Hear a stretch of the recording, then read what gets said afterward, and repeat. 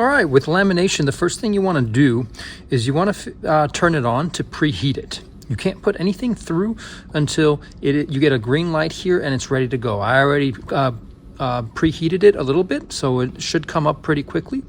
Now, most laminators have two settings. They have a 3mm and a 5mm.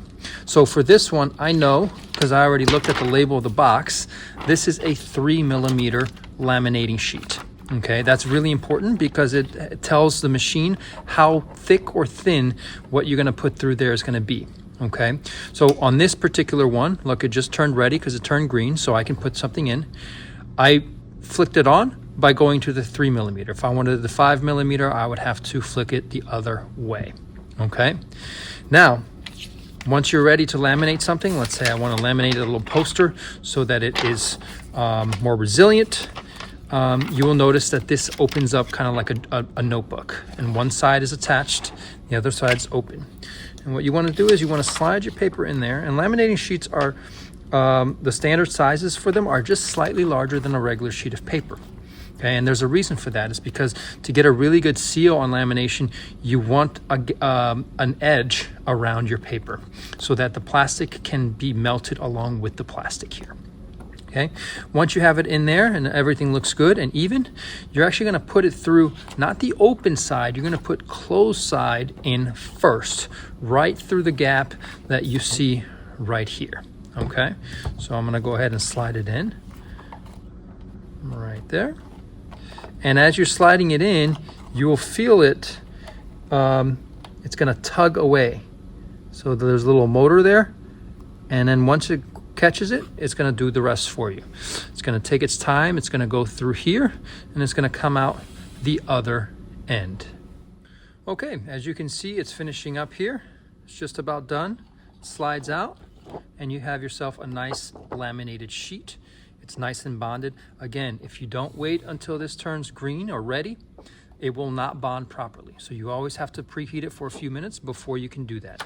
Now, another option for laminating is, what if you want to laminate smaller things? For example, what if I want to laminate these two things? Well, just same as before, you're going to grab a sheet of lamination and you're going to arrange these items on here as much as you can how you want it. So I'm actually going to put this part, this little flyer here, on the left side. Okay, so now I have this. But I also want to add this logo. Now I cut the logo around so I know, so I can also cut it around afterwards. Okay. Now if I had something else to laminate that's small enough, I do want to try to use as much as possible so I don't waste it. Once it goes through the machine, you can't reuse it. Okay. But since I don't have anything else right now, I'm just going to do it like this. I'm going to end up wasting this piece. Okay. Same as before. Slide it in through the hole. Wait till it catches and let it go. All right, real quick piece of advice. Once you're done, always make sure you shut it off. Okay, so it's no longer on. And when you cut, because you have something that's smaller, you always want to leave a little gap between the paper and the lamination. If you cut right along the paper, the seal won't be as good. The plastic needs to touch both sides in order to melt together. So when I cut here, I'm going to leave that little piece of edge there. And I'm leaving quite a bit. You don't need to leave this much edge, but you can. Same thing with the small one. I am just going to kind of trace around my image, making sure I leave enough room so that the plastic has melted onto each other around the edge of the image. And there it is. That is lamination for you.